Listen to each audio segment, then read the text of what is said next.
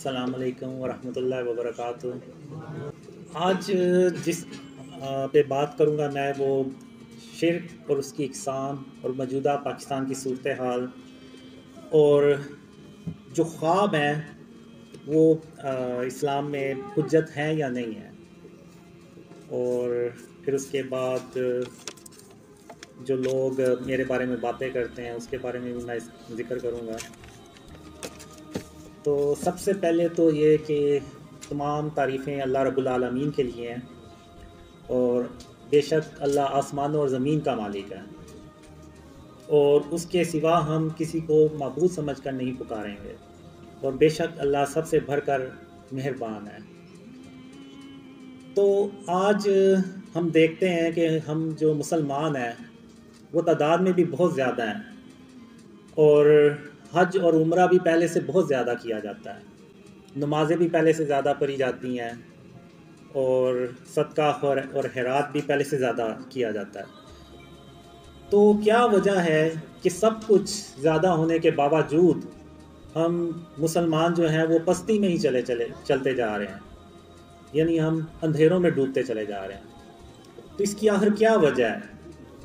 اس کی ایک ہی وجہ ہے کہ جو گناہ اللہ کے نزدیک سب سے بڑا ہے اس کو آج کے دور میں ہم مسلمانوں نے سب سے چھوٹا گناہ سمجھنا شروع کر دیا ہے، اور اگر دوسرے معنوں میں دیکھیں تو ہم نے اس کو گناہ ہی نہیں سمجھا، اس کو گناہ ہی سمجھنا چھوڑ دیا ہے، اور وہ ہے شرک۔ شرک کے بارے میں اللہ نے قرآن میں بھی جگہ جگہ ارشاد فرمایا ہے کہ اللہ قیامت کے دن جس کے چاہے گا گناہ بخش دے گا، مگر شرک کبھی معاف نہیں کرے گا، اور جس نے شرک کیا اس نے اپنی جان پہ ظلم کیا۔ اور آج ہم مسلمانوں نے شرک کو شرک ہی سمجھنا چھوڑ دیا ہے، اور موجودہ دور میں اگر آپ دیکھیں تو یہ دنیا اتنی شرک سے بھر چکی ہے کہ اس سے پہلے کبھی نہیں تھی۔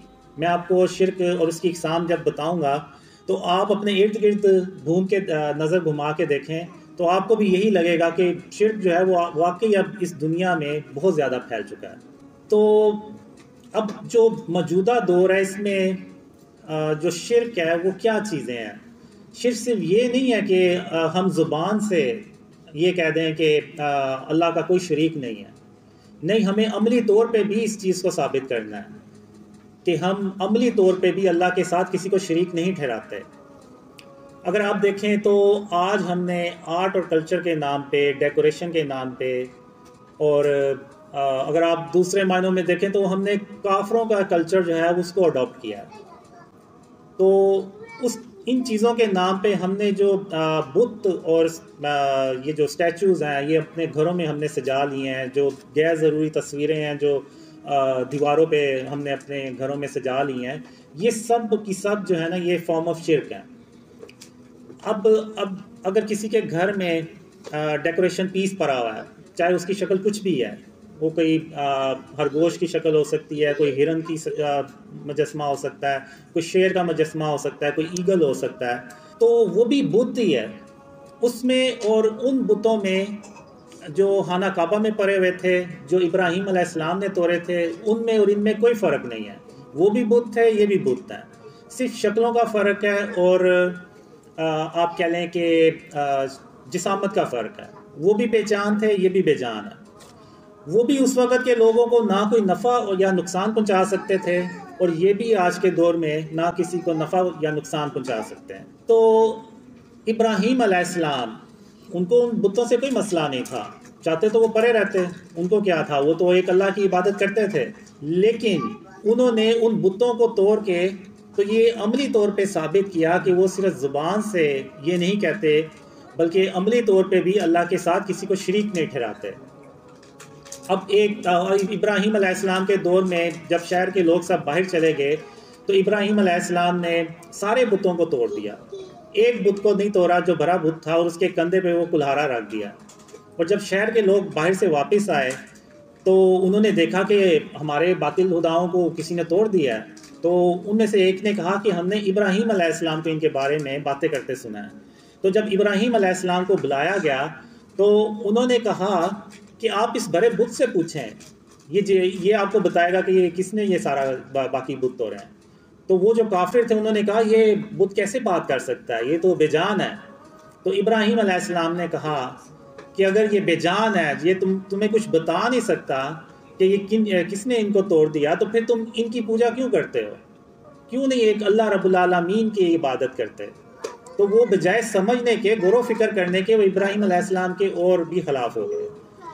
تو اسی طرح اگر آپ دیکھیں تو خاتم النبیین محمد صلی اللہ علیہ وآلہ وسلم فتح مکہ پہ جب خانہ کعبہ پہنچے تو محمد صلی اللہ علیہ وسلم کو ان بتوں سے کوئی مسئلہ نہیں تھا۔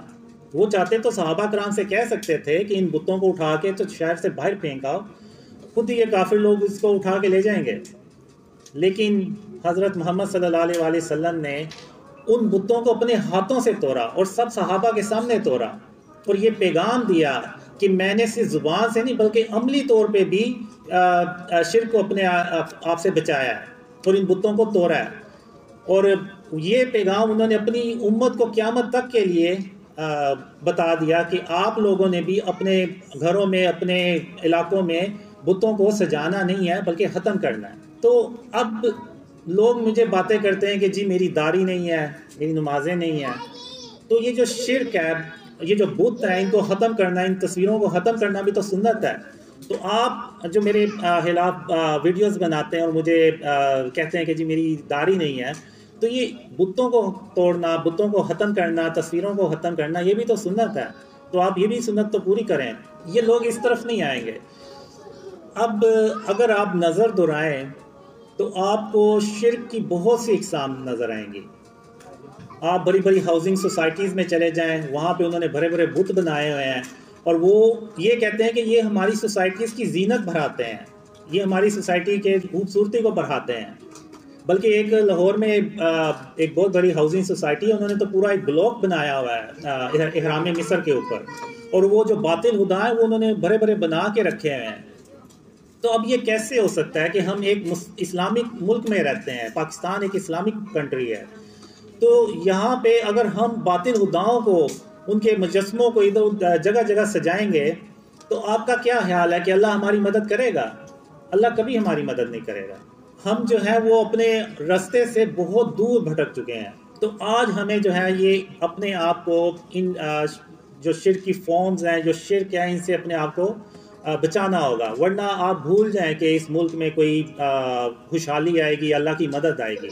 بہت سے لوگ مجھ سے پوچھتے ہیں کہ تمہیں خوابوں میں کیا آیا کہ کب پاکستان کے حالات صحیح ہوں گے؟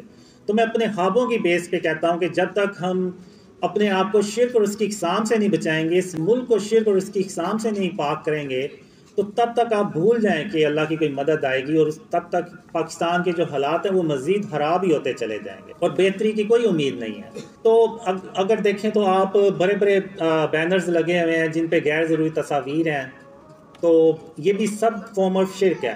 ایک حدیث ہے کہ جس گھر میں تصویر ہوگی وہاں پر اللہ کی رحمت کے فرشتے نہیں آئیں گے۔ تو جب ایک تصویر سے اللہ کی رحمت کے فرشتے نہیں آئیں گے، تو یہ جو بت ہیں جو ہم نے اپنے گھروں میں سے جائے ہوئے ہیں، ان کے ہوتے ہوئے تو سوال ہی پیدا نہیں ہوتا کہ اللہ ہماری کوئی مدد کرے۔ اب میں نے جب اپنے خواب شیئر کرنا شروع کیے تو مجھے اللہ نے بہت سے خوابوں میں دکھایا بھی اور بتایا بھی کہ قاسم میں تیری صرف اس لیے مدد کر رہا ہوں کہ تو نے اپنے آپ کو شرک اور اس کی اقسام سے بچانا شروع کر دیا۔ تو اب اتنے یعنی آپ دیکھیں کہ شرک اتنا پینیٹریٹ کر چکا ہے کہ مکہ اور مدینہ بھی ان چیزوں سے پاک نہیں رہے۔ آپ نے اکثر دیکھا ہوگا یوٹیوب پہ آپ جائیں، آپ سرچ کریں تو بہت سی آپ کو ایسی ویڈیوز نظر آئیں گی جس میں لوگوں نے اپنے جسموں پہ ٹیٹوز بنوائے ہوئے ہیں اور ان میں وہ تصاویر بنی ہوئی ہیں، اور وہ اسی کے ساتھ عمرہ کر رہے ہیں، اسی کے ساتھ وہ مدینے میں جا کے نمازیں پڑھ رہے ہیں۔ اور اگر آپ دیکھیں تو بہت سے لوگ مکہ اور مدینہ میں ٹی شرٹس پہن کے جاتے ہیں، قمیضیں پہن کے جاتے ہیں جن کے اوپر شیروں کے یا اس طرح سے دوسرے جانوروں کی تصویریں بنی ہوتی ہیں۔ تو اگر آپ دیکھیں تو ہمارے جو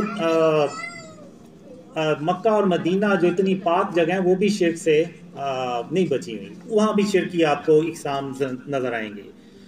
اب جو موجودہ پاکستان کے حالات ہیں اگر آپ دیکھیں تو یعنی جس طرف ہم جا رہے ہیں، آپ کے بھی ذہن میں ہوگا کہ شاید آج سے 2-4 سال بعد ہمیں لائٹس اور پنکھے افورڈ کرنا بھی مشکل ہو جائے، جس طرح سے یہ بجلی کے بلز آ رہے ہیں اور مہنگائی ہو رہی ہے اور پیٹرول کی پرائسز اوپر جا رہی ہیں.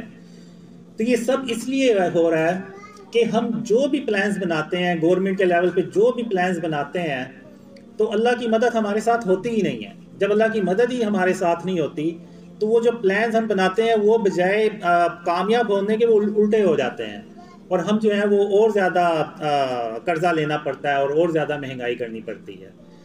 تو پاکستان جب بنایا گیا تو ہم نے اللہ کے نام پہ بنایا اس کو، یعنی پاکستان کا مطلب کیا؟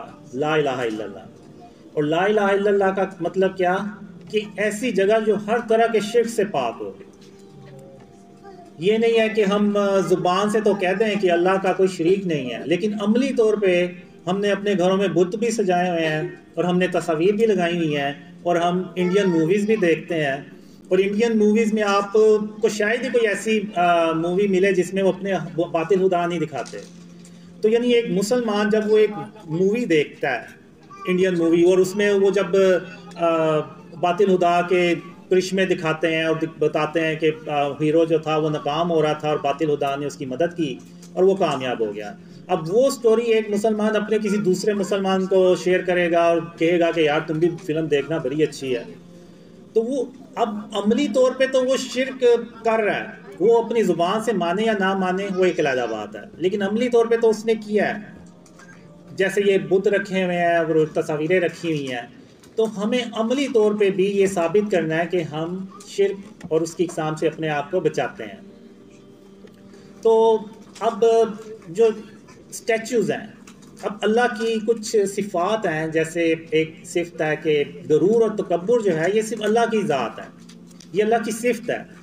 غرور اور تکبر صرف اللہ رب العالمین کر سکتا ہے، اس کے علاوہ کوئی کرے گا تو وہ شرک کرے گا. تو اسی طرح اللہ کی ایک صفت ہے مصور، یعنی آرٹسٹ. تو اب یہ جتنی بھی تصویریں ہیں، یہ جتنے بھی بت ہیں، مجسمے ہیں، یہ صرف اللہ رب العالمین ہی بنا سکتا ہے. اب جیسے قرآن میں اللہ نے آدم علیہ السلام کا ذکر کیا ہے کہ آدم علیہ السلام کا اللہ نے پہلے مجسمہ بنایا مٹی کا، پھر اس میں جان ڈالی تو وہ آدم علیہ السلام زندہ ہو گئے. تو اب آپ کا کیا خیال ہے، یہ جو ہم پرند دیکھتے ہیں، پرندے دیکھتے ہیں، یہ جو جانور دیکھتے ہیں، ہاتھی، گھوڑا اور دوسرے جانور، شیر، چیتے اور مچھلیاں، کیا یہ خود بخود پیدا ہو گئی ہوں گی؟ نہیں، اللہ نے ان کے بھی پہلے مجسمے بنائے ہوں گے اور ان میں جان ڈالی ہوگی اور یہ زندہ ہو گئے. تو یعنی اس سے ثابت یہ ہوا کہ جو مجسمے بنانا ہے یہ اللہ رب العالمین کا کام ہے، یہ اس کی صفت ہے، کیونکہ وہی ان میں جان ڈال سکتا ہے. اور یہ جب کوئی انسان یہ کام کرے گا، بت بنائے گا اور دوسری چیزیں کرے گا، تصویریں بنائے گا، تو وہ شرک کرے گا، کیونکہ وہ اس میں جان تو نہیں ڈال سکتا. تو قیامت کے دن اللہ جنہوں نے بت بنائے ہیں، جنہوں نے بت اپنے گھروں میں رکھے ہوئے ہیں، اللہ ان سے کہے گا کہ اس میں جان ڈالو. وہ نہیں جان ڈال سکیں گے. جب وہ جان نہیں ڈال سکیں گے تو اللہ جو ہے وہ ان کو جہنم میں پھینک دے گا. تو اس لیے یہ جو مجسمے بنانا، یہ سارے کام جو ہیں یہ اللہ رب العالمین کے ہیں، یہ ہم انسانوں کے نہیں ہیں. خاص طور پہ ہم مسلمانوں کو تو ہر حال میں ان چیزوں سے اپنے آپ کو بچانا ہے. اب ہم کرتے کیا ہے کہ ہم نے اللہ کو خوش کرنے کی بجائے اپنے نفس کو خوش کرنا شروع کر دیا، اور ہم اتنے یعنی نفس کے غلام بن گئے ہیں کہ ہم بیسیکلی کافروں کی کاپی کرنا چاہتے ہیں. یہ جو مجسمے بنا کے اپنے گھروں میں سجانے کی یہ جو روایت ہے یہ کافروں میں ہے. تو ہم نے ان سے یہ چیزیں اڈاپٹ کی ہیں، اور ہم انہی کے جیسے بننے کے چکروں میں ہم نے یہ بھی نہیں دیکھا کہ یہ سب شرک ہے اور یہ سب شرک و فارمز ہے، اور ہم نے انہی کو اپنے گھروں میں سجا لیا ہے کہ یہ دکھانے کے لیے کہ جی ہم تو بڑے ماڈرن ہو گئے ہیں. تو ہمیں یہ دیکھنا ہے کہ ہم اللہ رب العالمین کو ہم نے راضی کرنا ہے. اور اللہ کو ہم کیسے راضی کر سکتے ہیں؟ وہ صرف اس لیے ایسے کر سکتے ہیں کہ ہم اپنے آپ کو شرک اور اس کی اقسام سے بچائیں، ورنہ آپ بھول جائیں کہ اللہ کی کوئی مدد آئے گی یا پاکستان میں کوئی خوشحالی آئے گی.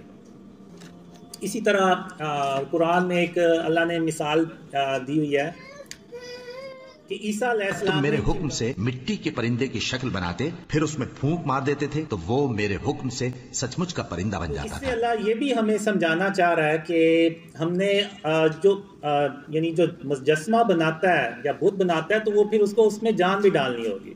اب چونکہ عیسیٰ علیہ السلام اللہ کے نبی ہیں، تو انہوں نے اس میں اللہ کے حکم سے جان بھی ڈال دی۔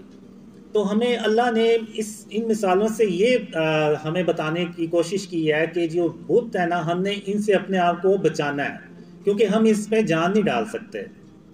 تو جب جان ہی نہیں ڈال سکتے تو پھر اور جب ہمیں یہ کوئی نفع نہیں پہنچا سکتے، کوئی نقصان نہیں پہنچا سکتے، تو پھر ہم ان کو کیوں رکھتے ہیں؟ اور ہم نے تو اپنے نبی خاتم النبیین محمد صلی اللہ علیہ وسلم کی سنت پہ عمل کرنا ہے۔ یہ بھی محمد صلی اللہ علیہ وسلم کی سنت ہے، جو بتوں کو ختم کرنا، تصویروں کو ختم کرنا۔ ایک حدیث ہے کہ حضرت محمد صلی اللہ علیہ وسلم نے حضرت علی رضی تعالیٰ عنہ کو ایک مشن دیا کہ علی رضی تعالیٰ عنہ آپ جائیں اور جتنی بھی آپ کو قبریں اونچی نظر آئیں ان کو برابر کر دیں، اور جتنی بھی تصاویریں اور آپ کو یہ جو دوسری چیزیں ملیں آپ ان کو ختم کر دیں۔ یہ ان کو مشن دیا خاتم النبیین محمد صلی اللہ علیہ وسلم نے۔ تو اگر ہم چاہتے ہیں کہ ہمارا ملک جو ہے وہ ترقی کرے، ہمارے ملک میں خوشحالی آئے، تو ہمیں اللہ رب العالمین کو خوش کرنا ہے، اور ہم اللہ رب العالمین کو تبھی خوش کر سکتے ہیں جب ہم شرک اور اس کی اقسام سے بچائیں، ورنہ ہم ہر کام پہلے سے زیادہ کرتے ہیں، لیکن آخر کیا وجہ ہے کہ اللہ کی مدد ہمارے ساتھ نہیں ہے؟ تو اس کی ایک ہی وجہ ہے کہ آج ہم شرک جو ہے اس کو شرک ہی نہیں سمجھتے، اس کو کوئی گناہ ہی نہیں سمجھتے، بلکہ اس کو تو ہم اپنے گھروں کی زینت سمجھتے ہیں کہ یہ جو بت ہیں، یہ جو ڈیکوریشن پیسز ہیں، یہ ہمارے گھروں کی زینت بڑھاتے ہیں، یہ ہماری ہاؤسنگ سوسائٹیز کی زینت بڑھاتے ہیں۔ تو بجائے اس کے کہ جو گناہ سب سے بھرا ہے اللہ کے نزدیک، جس کی کوئی معافی نہیں ہے، اس کو آج مسلمانوں نے ایک چھوٹا سا گناہ سمجھ لیا۔ تو آج ہمیں اس پہ غور و فکر کرنے کی ضرورت ہے۔ اس کے بعد میں آؤں گا کہ ڈریمز جو ہیں، یہ جو خواب ہے، کیا یہ حجت اسلام میں حجت ہیں یا نہیں ہے؟ تو اس سے پہلے میں یہی سمجھتا رہا تھا کہ یہ شاید کوئی حدیث ہے جس میں یہ ہے کہ جو خواب ہیں وہ حجت نہیں ہوتے۔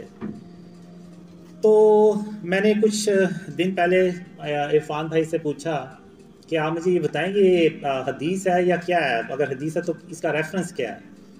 تو عرفان بھائی نے مجھے بتایا کہ یہ کوئی حدیث نہیں ہے، یہ صرف علماء کا ایک موقف ہے کہ جو ڈریمز ہیں یہ اسلام میں حجت نہیں ہوتے۔ تو میں یہی سمجھا تھا جیسے وہ مخالفین جو ہیں وہ ایسے ویڈیوز بناتے ہیں اور ایسے بتاتے ہیں کہ خواب جو ہیں وہ حجت نہیں ہوتے، تو میں یہ سمجھا کہ شاید یہ حدیث ہے، اور شاید میرے جیسے اور بھی بہت سے لوگ سمجھتے ہوں کہ یہ حدیث ہے۔ تو بعد میں مجھے پتہ چلا کہ یہ حدیث نہیں ہے، یہ علماء کا موقف ہے۔ تو میری علماء سے یہ گزارش ہے کہ وہ اپنا اس پہ کلیئر موقف دیں کہ خواب جو ہے وہ حجت کیوں نہیں ہو سکتے۔ تو عرفان بھائی نے مجھے بتایا کہ صرف وہ خواب حجت نہیں ہوتے جس میں کوئی غیر شرعی احکامات ہوں، جس میں ایسی کوئی بات نہیں ہے، وہ خواب حجت ہوتے ہیں۔ اب میرے خوابوں میں سب سے اہم پیغام ہی یہ ہے کہ اپنے آپ کو شرک اور اس کی اقسام سے بچائیں، تو یہ حجت ہے، پوری امت کے لیے حجت ہے، اس میں ایسی کیا برائی ہے؟ تو اب یہ دیکھیں کہ